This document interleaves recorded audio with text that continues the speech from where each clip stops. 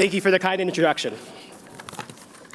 To my mother, who immigrated to the United States 30 years ago from Bangladesh, wherever you are, here's to the life you imagined and the future we imagined together. It is an honor to have this opportunity to speak on behalf of the class of 2022 at the Harris School of Public Policy. To our loved ones and in the Harris community in the crowd, we are here because of you. Today, we celebrate all of us. From day one, I imagine our cohort quickly discovered how unique an education Harris truly is, with its degrees tailored to a diversity of dreams. Unlike earlier experiences, where norms placed us with peers at a similar stage of life, all of us decided to come here at different points in our careers, and that variety has served well to enhance our experience. It is nearly always an important decision in timing, and ours was no exception given the pandemic.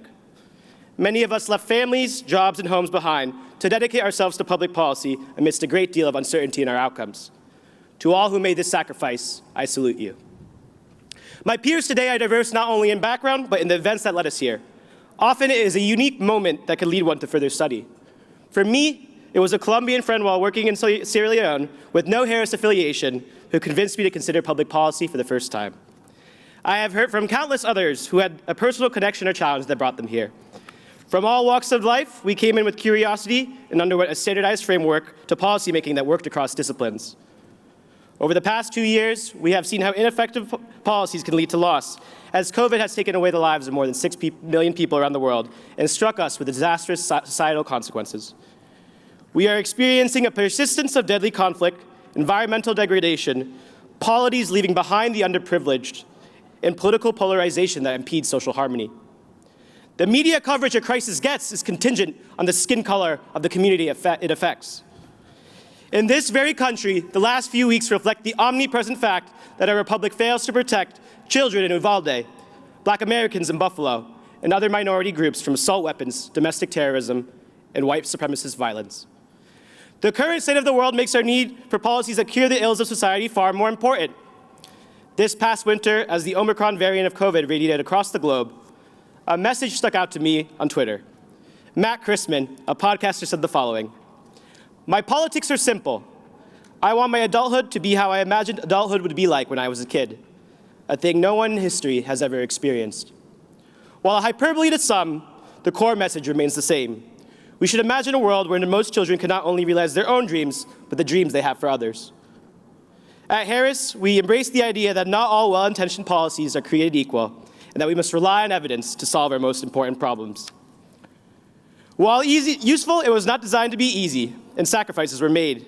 For every virtual class, late night, early morning, and time of doubt, I promise that it was worth it. Without adversity, we can get complacent. Sometimes being outside of your comfort zone is the most important for your growth and the people there with you. Perhaps you remember when you didn't get the grade you thought you deserved and wondered what else could have been done. An email that informed you of your failure to progress past an interview, or waiting for weeks with crossed fingers, only to never hear back from a job you were so excited about. Not being selected for something you wanted to be a part of here. Maybe some of your greatest challenges were completely unexpected, and you thought about the life you would have had otherwise. And in those moments, there are emotions that you vividly remember overcoming you. But today, there are different emotions. Today, you are happy and proud. Look back at those moments and smile, for it is those moments you could not that make a smile today more powerful. Most of us spent the entirety of the last academic year away from the physical classroom. While our recent return to in-person learning was more than welcome, I'd encourage you to think about the positives of that year. For one, you might have taken more advantages of the opportunities this year, or it could have led to extra time with your loved ones while advancing your career, or taught you more than you thought it would.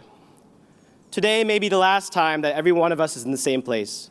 But remember what we learned back then. A chance to learn and connect when we're far from one another is always a click away. When it was once possible to be facing your camera all day, this year the endurance required to both attend to Harris and your life outside might have startled you.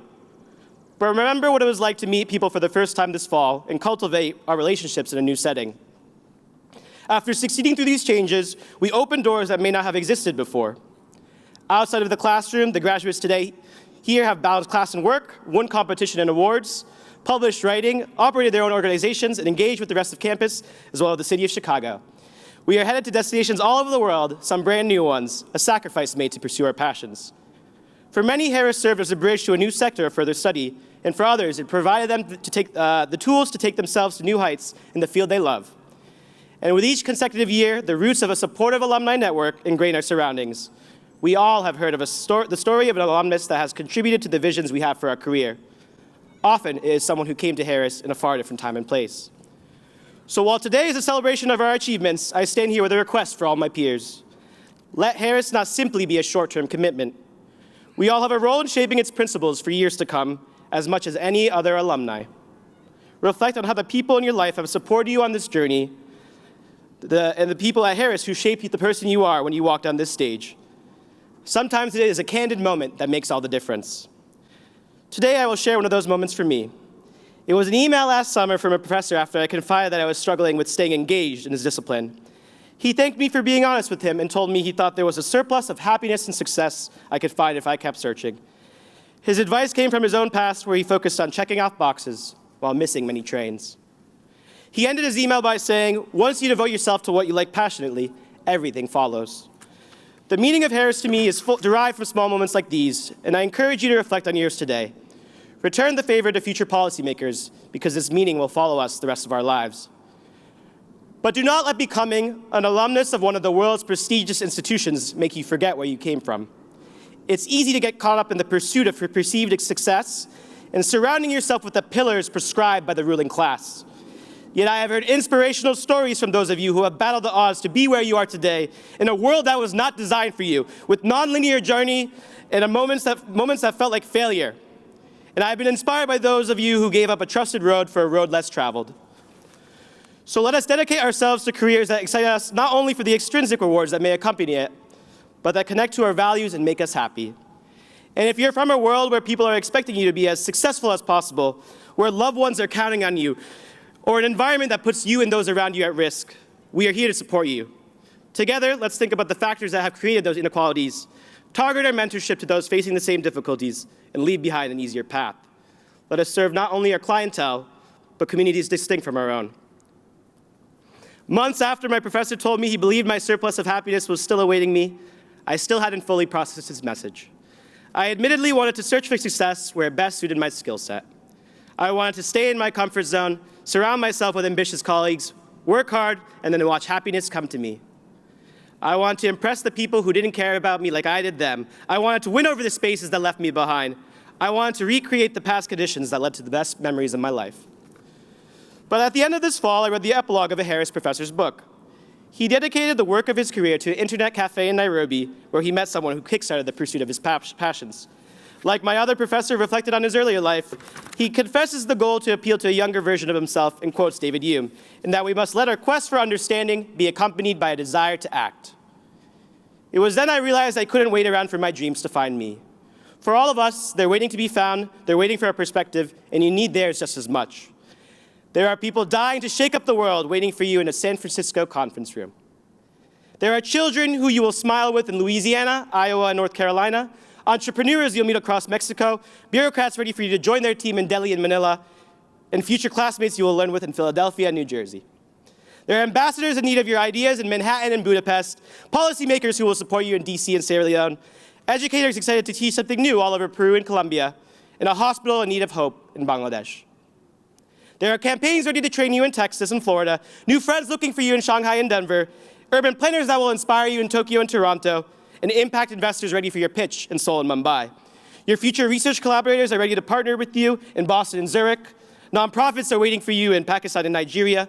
Old friends are waiting for you in Costa Rica and Beijing. There's natural beauty you can't wait to show your children in Chile and Iceland. There is life outside of mankind waiting for your protection in South Africa and Brazil. There's colleagues who have a seat saved at their dinner table for you in Istanbul and Buenos Aires. There's a mentor in Connecticut waiting for your email.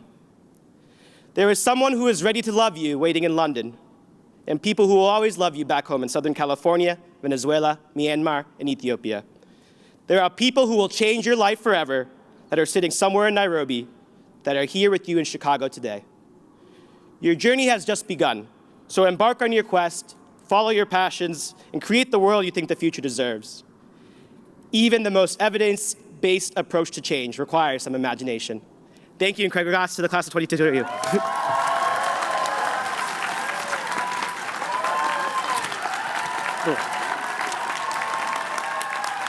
Thank you.